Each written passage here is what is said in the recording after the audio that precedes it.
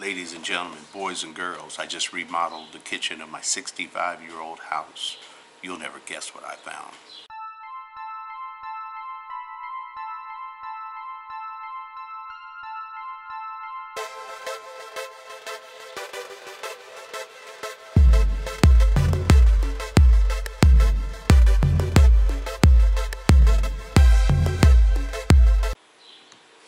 Well, I just got through remodeling the kitchen. Excuse me. And when a house is 65 years old and you've had several remodels before you even got the house,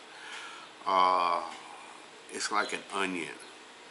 You got layers to peel back, many layers. Now, if anybody's out there and know the answer to this question, why was the sink cabinets and what have you made all the way down to the subfloor? So when I pulled those out, I had a drop of about 2 inches from the original floor.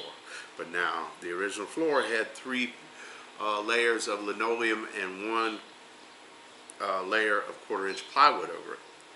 But that still doesn't account for it was below the floor level. It was just subfloor. Now the house is built very, very well.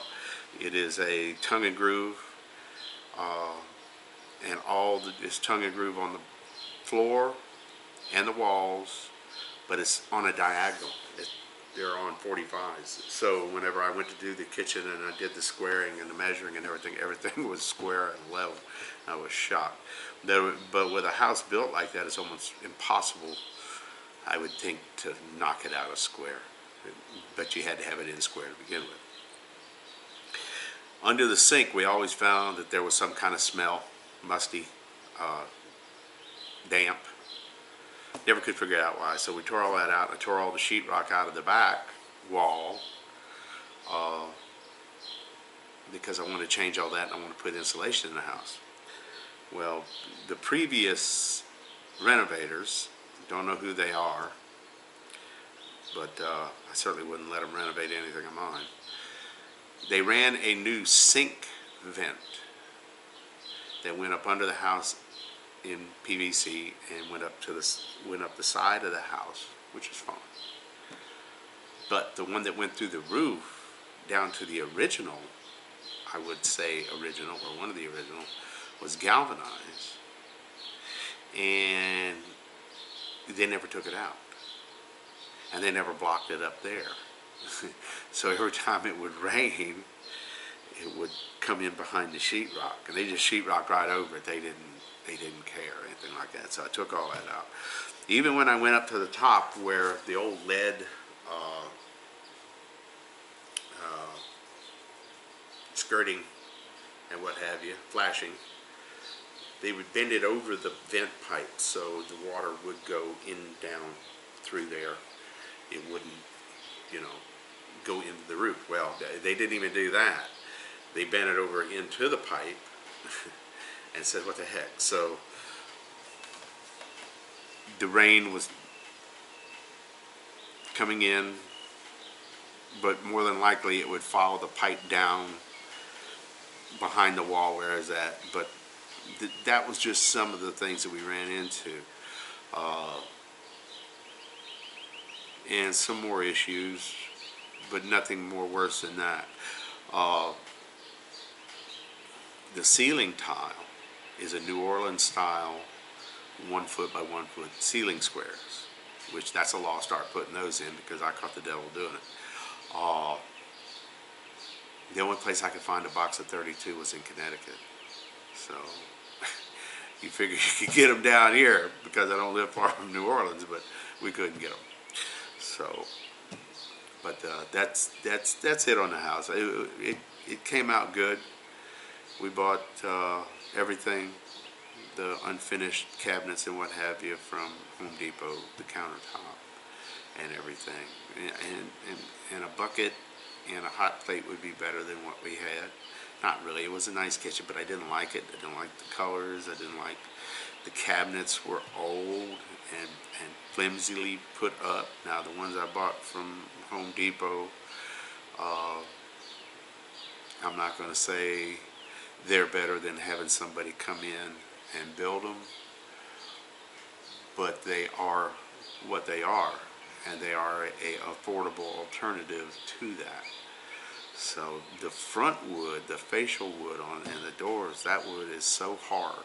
I'm not quite sure what kind of wood it is. I'm not up on wood or anything like that, but the wood was so hard. It was amazing. So that's it on the house. We got some stuff coming up. I finally got my hands on these guys.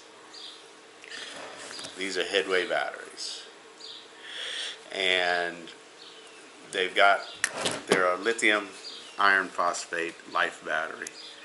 The terminals don't solder or spot weld. They actually got screw terminals on. Each one of these, let me get it out here a little bit. Each one of these, seeing as how these are life batteries, the voltage is a little lower than lithium ion or lithium polymer.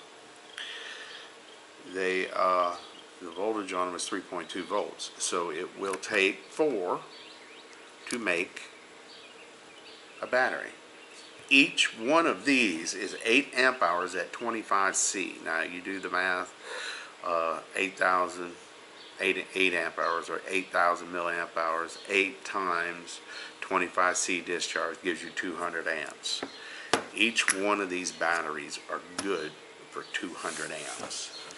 And in series, if I'm not mistaken, which I could be corrected, this is a total of 800 amps and 32 amp hour battery. They don't weigh anything. This is what I'm going to put into the kayak. I have got a BMS charging and discharging. It's 100 amp. I'm going to show you what I mean by that.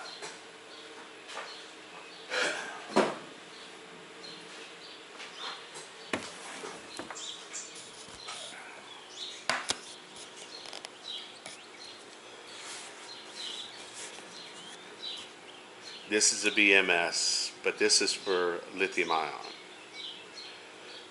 It'll take 3 of these at 25 amps each, 75 amps. But as you go, it only increases in voltage, it doesn't increase in amperage. This is a charge right here. This is a discharge. It's good for 100 amps. I bought one specifically designed for these batteries. I've never done this before, so we're going to find out what happens. This thing is supposed to shut off if this shorts out. It's supposed to have short out protection. I've been messing around with this, charging it, discharging it, using it on different things. Let's see. Okay. So it did shut off, but it came right back on. So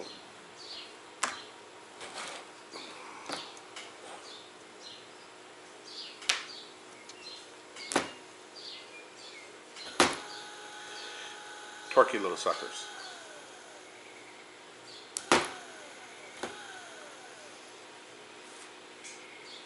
So I've got one of those for these. I'll be building, I need to waterproof it naturally, but I'll be building a kayak battery for that.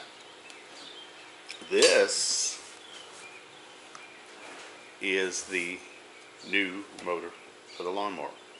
I hadn't forgot about it. I've had this motor a while, and I've been working on this Jeep, and then the kitchen came up, and then my job and life in general, you know, all this went awry. So this is what I'll be doing. I took a week off from work to finish the kitchen. The kitchen is almost done. This right here is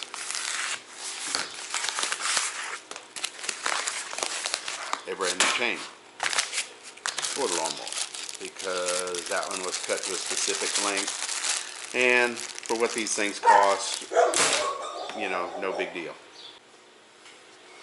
And by the way, here's the BMS for the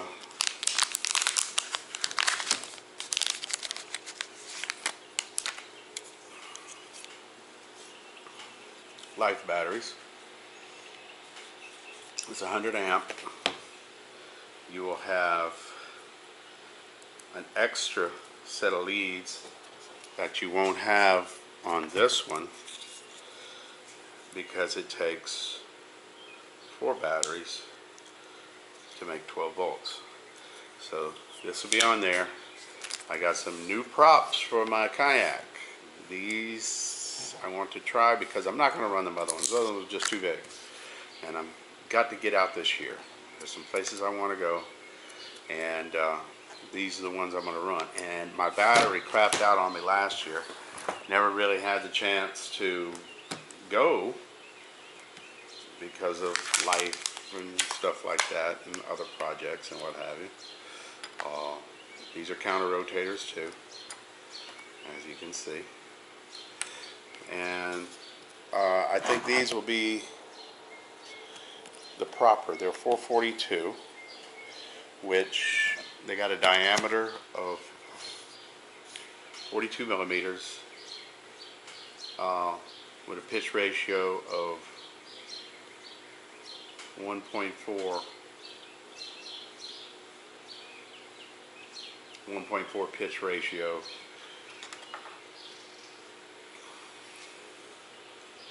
So 4 times the diameter going through the water, 42 millimeters is what this will do. This should be a proper for that. Another thing I like about these are plastic. They're not carbon fiber or anything like that. They can take a hit. So we're going to be trying those out, see if they do any good.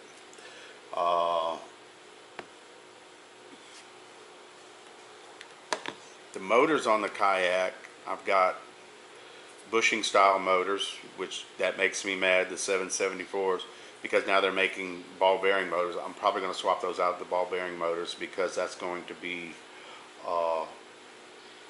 less amp draw.